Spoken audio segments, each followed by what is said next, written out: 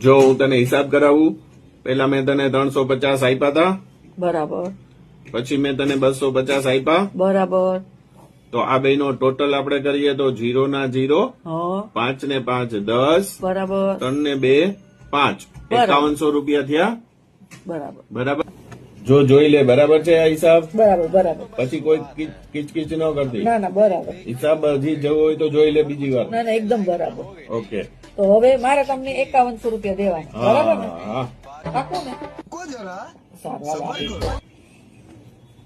જો આ 50 હા અને આ રૂપિયો હા 51, 51 થયા. બરાબર, હા અને આ 100 હા થઈ ગયા ને, 5100,